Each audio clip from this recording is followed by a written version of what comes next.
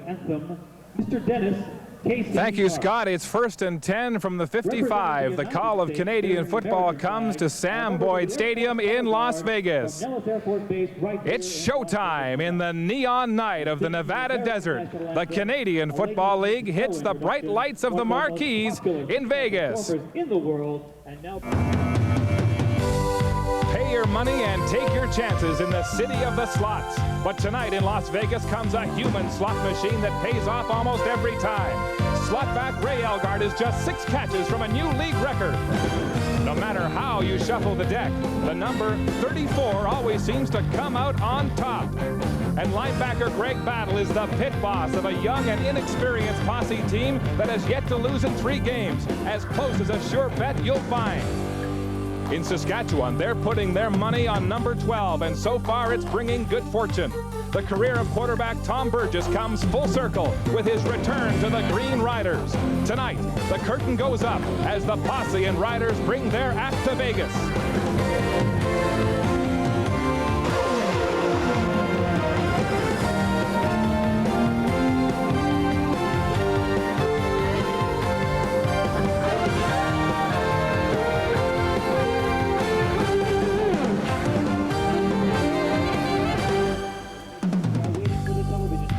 You're looking at the heart of the Strip in downtown Las Vegas. Bright lights, big-name acts on glittering marquees, everywhere you look, where people from all around the world come to try their luck and seek good fortune.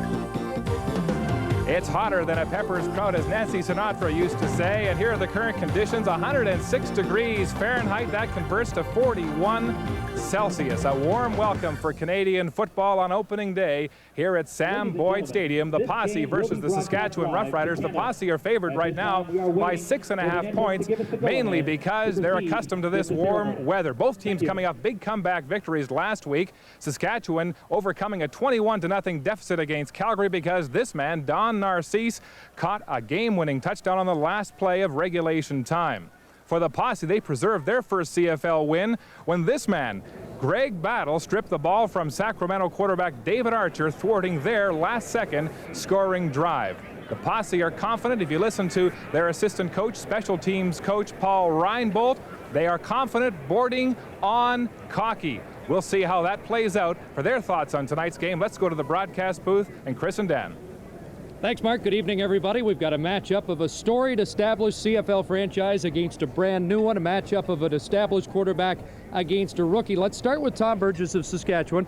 Helped the Green Riders to a Grey Cup in '89. He's back 5 years later. Can he help them be a contender again? Certainly can, Chris. You take what he brings to this team: experience, poise, composure. You parlay that with that comeback victory last week. This team right now has a tremendous amount of confidence under his leadership that they're capable of doing just about anything. And apparently that's the same way the Posse feel about their rookie quarterback, Anthony Convillo. He led them to 2 preseason wins, and last week they opened their first CFL season with a victory in Sacramento. Well, he comes in, he has so much quick foot speed. He throws well, he reads defenses somewhat well, but again, he knows he's going to make a few mistakes, but he has the one thing you need in the Canadian Football League as a quarterback to make up for everything, and that's that quick scrambling ability, and he has that. A lot made of the temperature. You played at minus 40, now it's 40. What would you rather play in? I would think minus 40 is a little bit better. At least the more you run, the warmer you get, the better it's going to feel to you. In this case, at 40 above, it really does drain it and take it out of you. Once an Eskimo, always an Eskimo, but we think we're in for a dandy tonight. Mark? Well, Chris, Posse football isn't the only form of entertainment you'll get tonight. We've got showgirls, Posse riders, even Melinda. We'll give you that later, but right now it's time for the formal part of our ceremonies, and let's join Sam Boyd Stadium announcer Dan Bickmore to introduce the national anthem. Canadian national anthem. O Canada, we stand on guard for thee. God keep our land glorious and free. O Canada, we stand on guard for thee.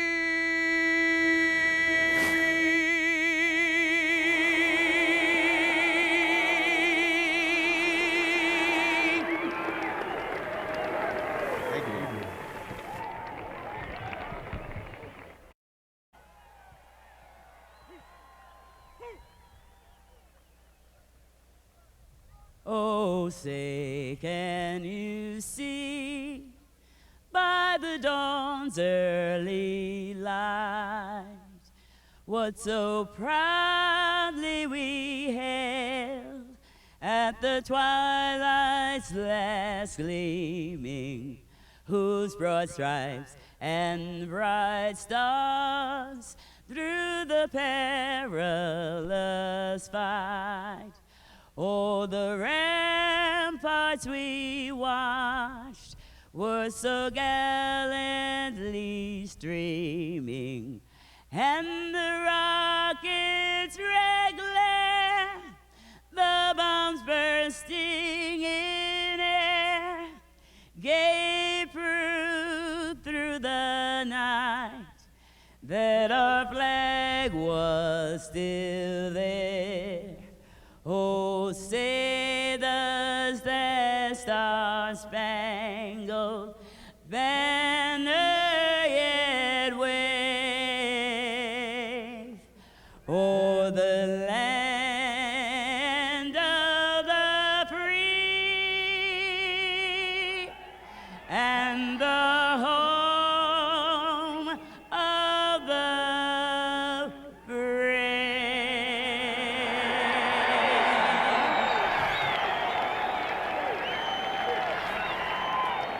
Dionne Warwick with a classic rendition of the American national anthem. That Canadian national anthem, probably a version you've never heard before. We're ready for football here at Sam Boyd Stadium in the Nevada desert. You see Ron Meyer, the head coach of the Posse, looking to extend his team's winning streak right now to 4 straight games. That includes 2 in preseason. Nobody expected this team to be as good as it is. They're young, they're fast, and they are brash, and they're doing well, picking up this Canadian form of football faster than most observers thought they would. The Saskatchewan Roughriders still waiting inside of their air-conditioned locker room. Head coach of the team, Ray Yauch, told me this morning that they've been preparing for this game right from day 1 of training camp, making sure that they work out in the heat, they drink plenty of fluids, and they've come here with 4 IV intravenous units just in case there is severe problems with heat prostration. And speaking of the weather, the heat is on. As I mentioned, 106 degrees Fahrenheit, 41 degrees Celsius, and braving the elements is part of playing in the CFL. This was the scene at the Western Final last year. Wally Buono's Stampeders succumbing to the minus 34 degrees Celsius wind chill versus Edmonton. And CFL folklore full of such tales. There's the Fog Bowl, played over 2 days. The Mud Bowl. The legend has it Buddy Tinsley nearly drowned in a puddle. CFL football, the Ice Bowl, 1977. The Alouettes apparently not wearing those tacks in it. Here you see Taylor Field. This was in the preseason. The game had to be called off with about 2 minutes to go because of this incredible torrential thunderstorm.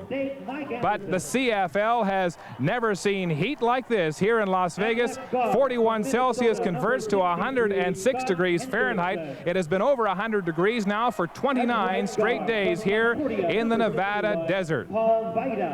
We'll see how the football players cope with this. You see now the Saskatchewan Roughriders introducing their team, the players staying as close as they can to the air-conditioned locker room, the corridor that leads from their locker room. The players, though, telling me that they have not made any significant changes in their preparations for this game in terms of equipment. They're wearing the same sweaters. They have small perforations in the jerseys, but don't allow too much breath. There you see Ray Yauch coming back to a head coaching position in the CFL after years as an assistant, a stint in the United States. A Grey Cup champion himself, a man considered a father figure to his players, replacing Don Matthews, who of course is now the head coach of the Baltimore CFLers.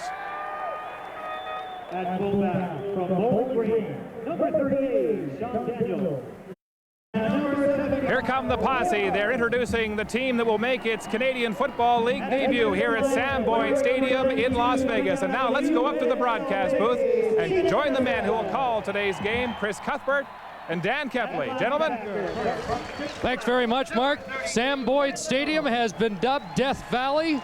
The Rough Riders and the Posse just about set for an old-fashioned Western dust-up, Kep. under the shadows of the Sierra Nevadas. What a great vantage point we have here for this football game. And although the temperature seems imposing, as Ron Meyer told us, once the sun goes down, it gets comfortable here. It cools off. There's the leader of the Dalton gang right there. He's taking them out there, and he's got these guys believing right now that they can accomplish anything. And if you have that belief, look out tonight. It's going to be a tough physical battle.